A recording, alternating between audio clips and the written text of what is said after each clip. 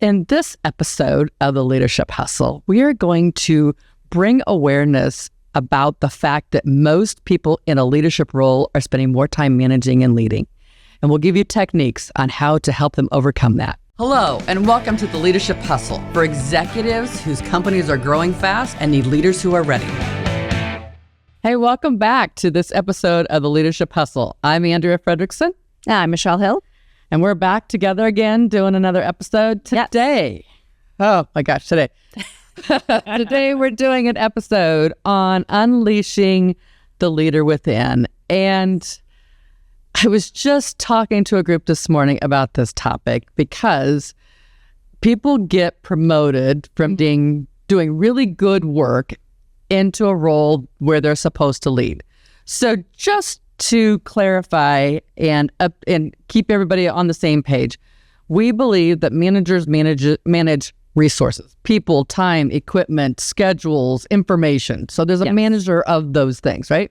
The leadership behaviors are coaching and developing and challenging and asking good questions and inspiring people, right? Yeah. And having those conversations that need to be had.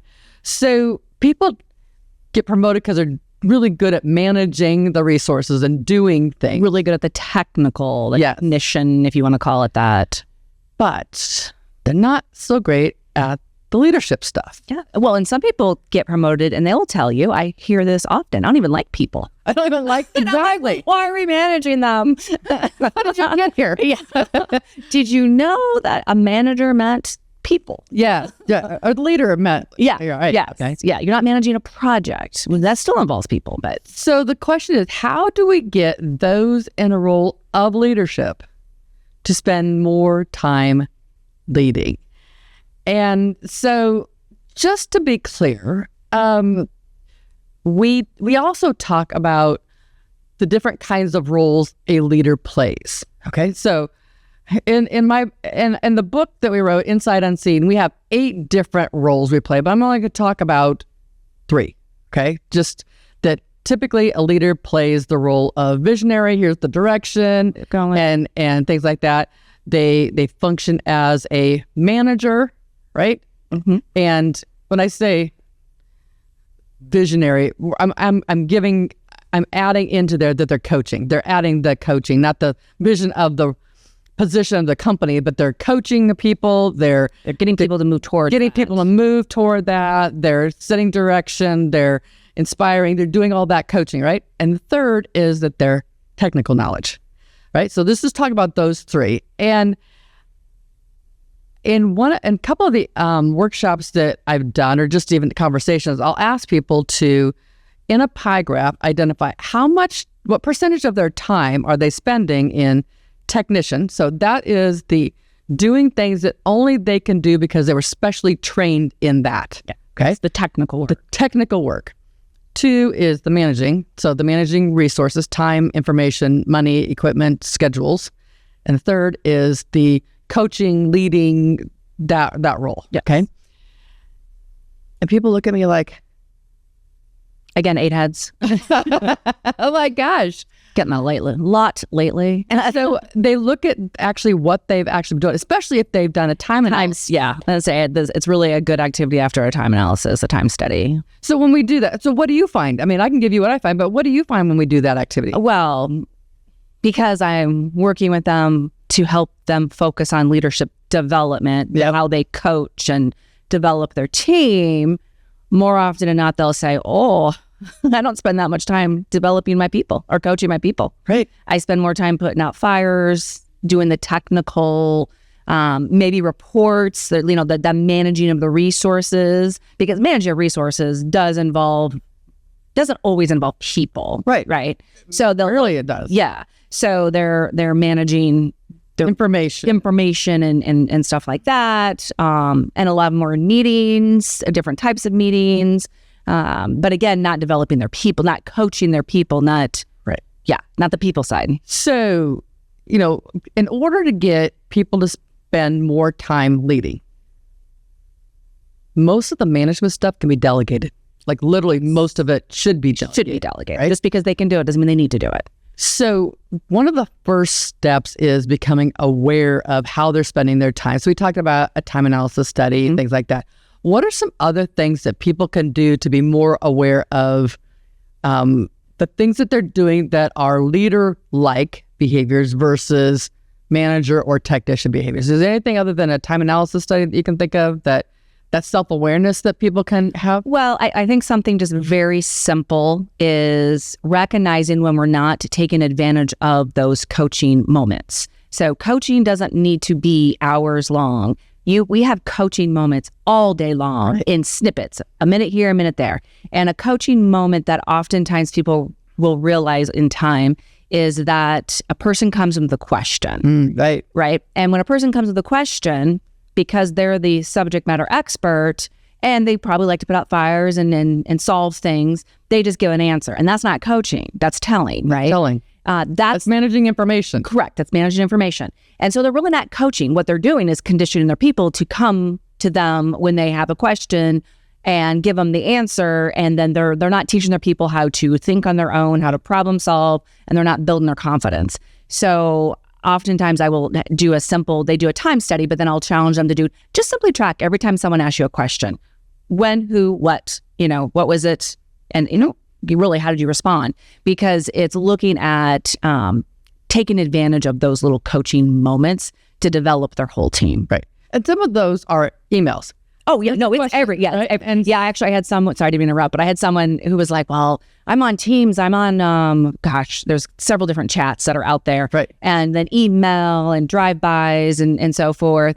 And I'm like, that was one of the source. Like, is this for tracking mechanism? That's something we had added. I just added in conversations recently because it also kind of gives you an idea of who's asking me questions, how are they asking me questions, and am I just answering it really quick because it's really, you might find that you answer more via the messaging than you do in person because you might say, oh, I'm always asking them questions back.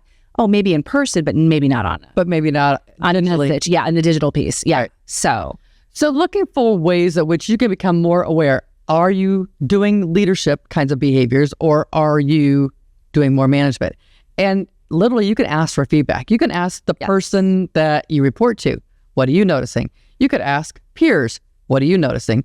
Literally, you can ask the people that you lead, what am I doing? Yeah, right? How am I, and do you have development plans for those people? Right. That's another indicator, right? If we're not talking about development plans, if I don't, have an idea of, your skill levels and what you're doing today and then where you want to be, and then I don't want to call it succession planning, but it's like building the whole team. You gotta be spending some time on that and having those one-on-ones and finding out what do they want to learn and where are they and then where do we need to help them get, right? Yes. So why do people spend more time managing than leading? Managing resources or technician. Anything that is related to managing versus leading. Why does it more that time?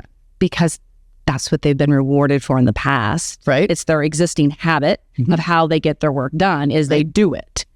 It's just faster if I do it myself. Versus when a person's promoted, especially when you have a person who is promoted within an organization, they literally have to retrain their brain. They have all these habits on being a great doer. That's right. But they don't have the habits on being a great coach and getting things done through others. They literally have to evaluate how they do things today and what do they have to stop and start doing moving forward. It's truly a different job. Yes. So you go from doing to leading. So doing is managing information, completing some technical work. That's all that fixing people's work and not telling them. Right? Keeping people informed, managing information. And now you're leading others to do the stuff that you may have been doing before.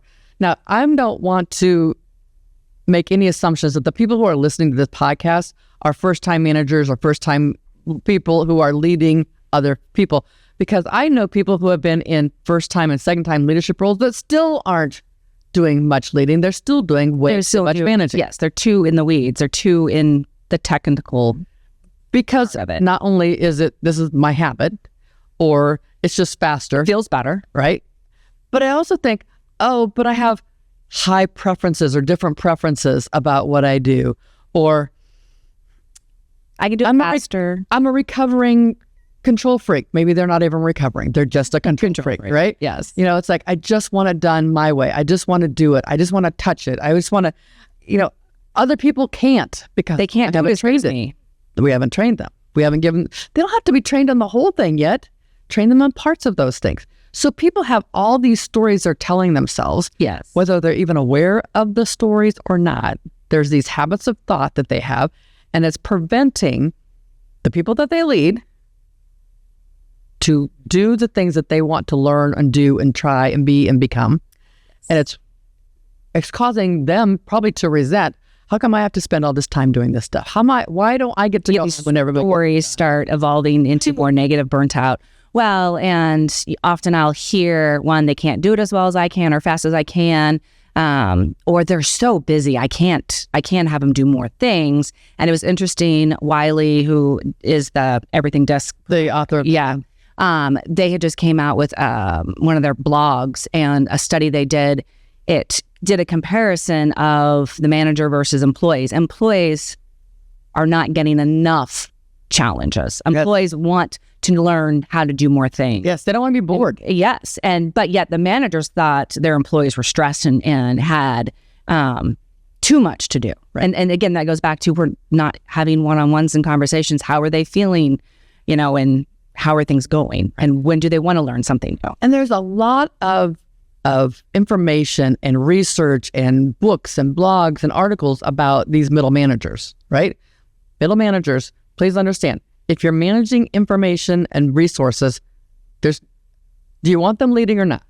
Okay? Because the people that they lead want leadership. Yes. They want feedback. I say that.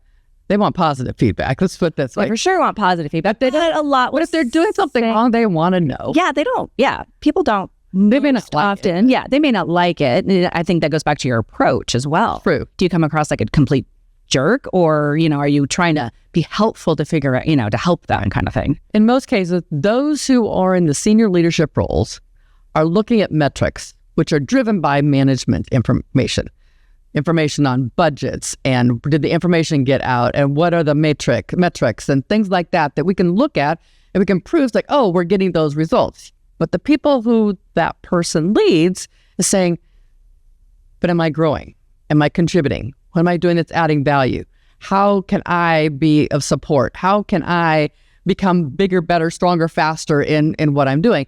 And so management is saying, oh, sure, we want you to lead, but really what you're doing is rewarding management and the people that are doing the job. Right? And the people who are, the technicians are saying, or the person that is supposed to be being led is saying, help me become, I'm driving this way. So there's a bit of a tension there. Mm-hmm. And so how do we help those in roles of leadership convert their mindset to be more leader-like? Like, how do we get them to change their mindset so that their behaviors are demonstrating more leadership behaviors?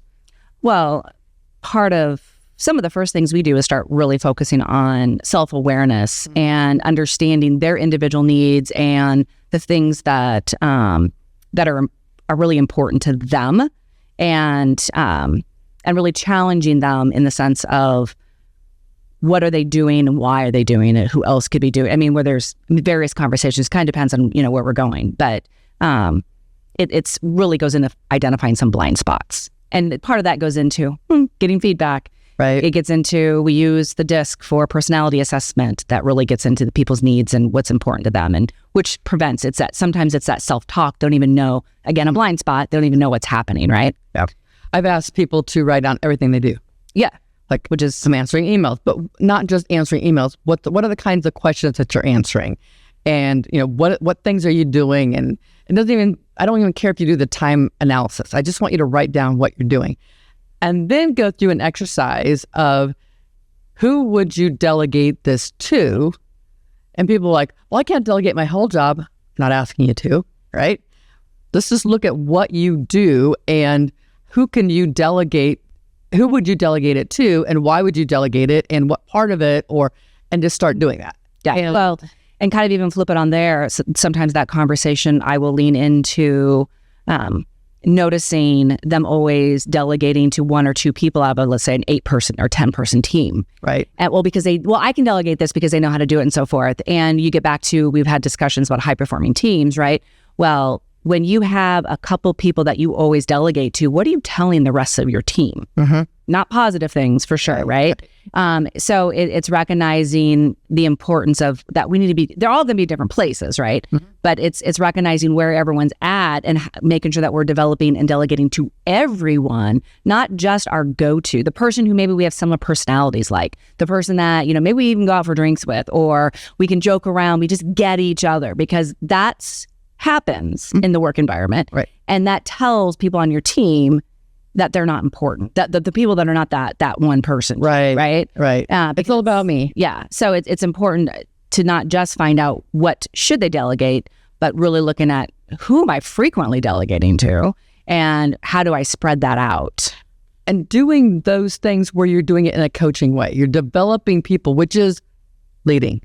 It's, whether it is going to a class or having an executive coach that says, okay, I want to do this, but how do I have this conversation? How do I correct somebody that's not meeting an expectation? It's like, this isn't about punishment. This isn't about discipline. This is about having a conversation like, oh, here's what I was looking for.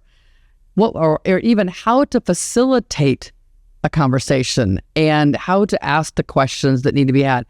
There's so many folks that get promoted into a role of leadership, and because they have had manager behind their name, that people believe that they've led people or that they've been trained on how to lead people. I can't tell you the number of organizations that we've worked with where either we see the resume or we've helped be a part of the interview process, and it says, well, they've been a manager, and so we'll just promote them into manager. I'm like, time out. What do we know about them? What are their management style? What does management mean here? And if we talk to their employees, would they have been good at it? And if not, that doesn't mean they can't be, but how do we develop more leadership behaviors? And so... Well, I was just going to say, this also stems back to how do we develop our individual contributors to be leaders within the team and develop that emotional intelligence to contribute at a higher level, because as that's happening, they're building that social capital and trust, those relationships with their peers. So if we promote someone who is really good at what they do, while at the same time, they have really good supportive relationships, they value the relationship and they see the importance of, even though we're peers, I'm still going to help you, right? And they influence people without having authority. It's that informal leader, right? Yes. But developing those skills before we get into developing the manager skills, because then if we do that, if an organization, we're focusing on developing everyone's leadership skills, when we do promote someone, it's more likely that that individual is going to have support and people are going to view them as a leader versus as a jerk who just gets their stuff done as an individual contributor. Now you're my manager. Great. Right. Because oftentimes we get called in on that. I mean, where there's a lot of friction and we figure out through a lot of questions and interviewing that, oh, this person was promoted and they weren't very nice or kind or helpful within the team before they got promoted, but they're damn good at it. They're damn good at the technical doc. Yes. The technician. So that's why they got promoted. Right. So I had to throw that on there because that happens. So, this episode is in some aspects kind of basic, but I can't emphasize enough the number of times that this topic comes up in a week. I mean, it's not just like comes up once in a while. No, this comes up pretty much every week where people have not either been expected to lead or people don't realize from above that they're not leading. They're simply managing the metrics that are being reviewed by and doing leadership, a lot of the work. And we're not really... We've got folks who have 1 foot in technical role, and we've got 1 foot in management role, but not really any place are they spending time leadership. And that's kind of a disservice to those that they lead. And I don't care where they are in the organization, because they just move that same set of behaviors up through the organization. They get promoted for it because they're hitting the metrics, right? Yes. So in this episode, I love that we talked a little bit about, we wanted to make people aware lack of leadership is a big thing right now. It is. It's super important that we pay attention to that. And two, what are some things that tell you that it's not happening? But most importantly, like, how can you fix it? And some of those things are, changing the mindset, helping people understand what behaviors they are, giving them some training and some coaching, whether it's internal or external. Those are the things that really do help. In this particular show notes, we're going to give you a self-assessment or assessment for a person. It's like, how much time are they spending managing versus leading, but some of those behaviors. And so I really appreciate you guys listening to this episode. And don't forget to subscribe so you don't miss another episode. We'll see you next time.